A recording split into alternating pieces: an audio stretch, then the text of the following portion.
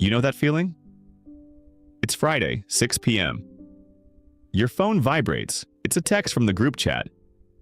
Everyone's meeting at the new rooftop bar in 30 minutes. Don't be a flake. Your heart sinks. You look at your couch, you look at your half-finished book, or that specialized hobby you've been obsessed with lately. You feel that heavy blanket of guilt. You think, what is wrong with me? Am I boring? Am I broken? Well, I have some news that might make you want to cancel those plans even faster. Science suggests that your homebody tendencies aren't a social glitch. They might actually be a byproduct of a high-functioning brain.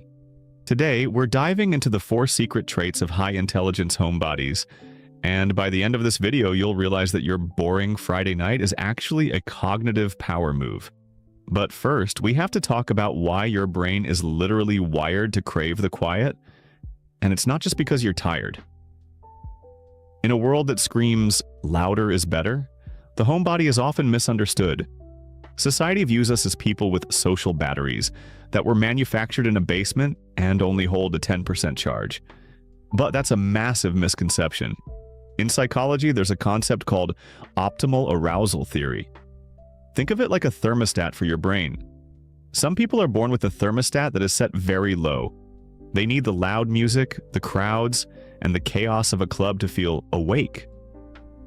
But for others, specifically those with highly active internal worlds, their thermostat is already set to high. If your brain is constantly processing, analyzing, and overthinking, adding a crowded bar to the mix is like trying to run high-end video editing software on a laptop from 2005.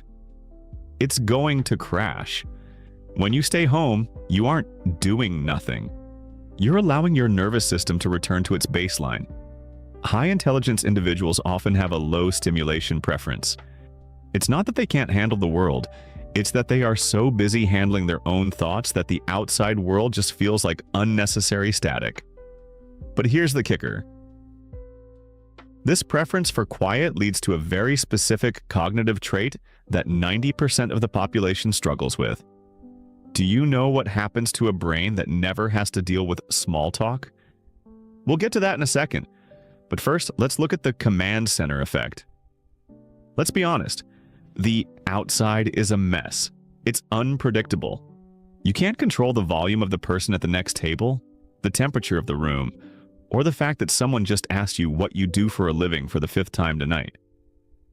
For a high-intelligence homebody, the house isn't just a building, it's a command center.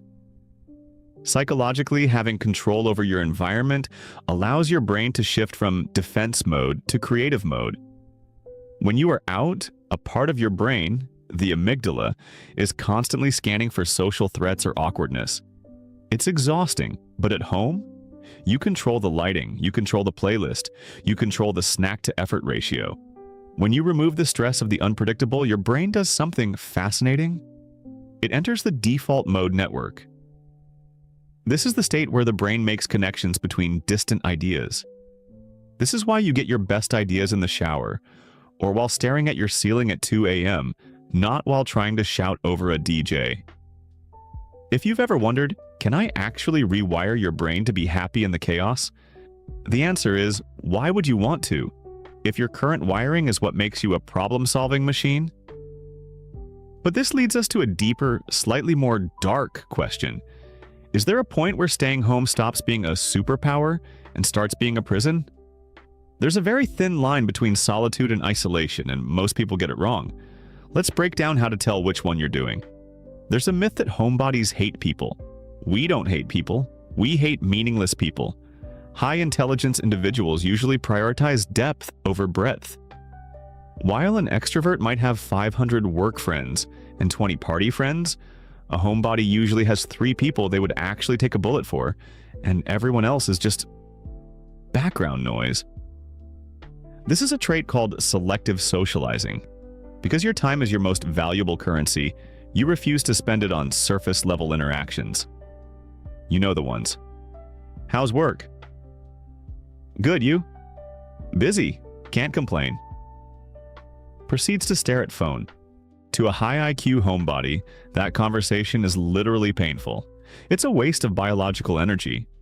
Instead, you'd rather stay home and have a 3-hour deep dive into a documentary or a one-on-one kitchen conversation about the meaning of life with your best friend. This selectivity is a sign of emotional intelligence, EQ. You understand that your energy is finite. You aren't antisocial, you are pro-meaning.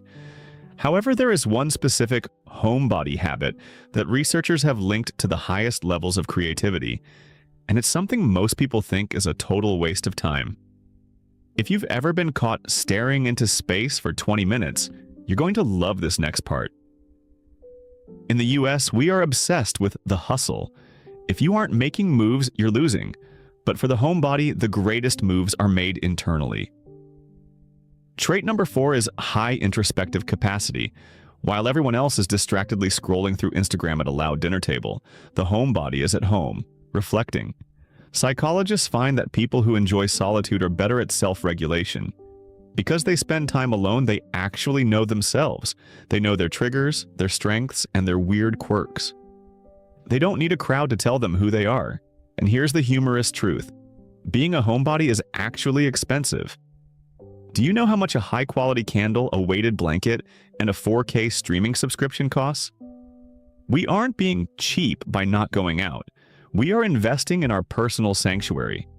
But here is the final, most important question. Is your love for home coming from a place of peace or a place of fear? Because one leads to a brilliant, fulfilled life, and the other leads to a very small, very lonely world. So, let's recap. If you 1. Have a low threshold for overstimulation. 2. Crave total control over your environment.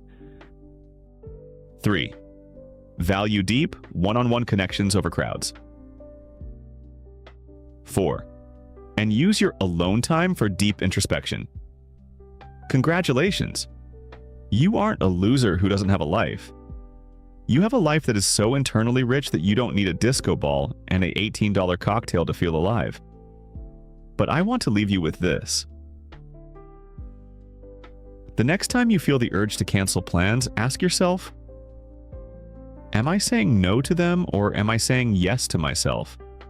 If the answer is yes to myself, then close the curtains, turn on your favorite lamp, and enjoy your cognitive advantage. If you found this helpful, it's a sign that you're ready to stop apologizing for who you are. Tell me in the comments, what is your homebody superpower? Is it a specific hobby or just the ability to nap through a hurricane? I read every single one. Stay curious, stay home, and I'll see you in the next one.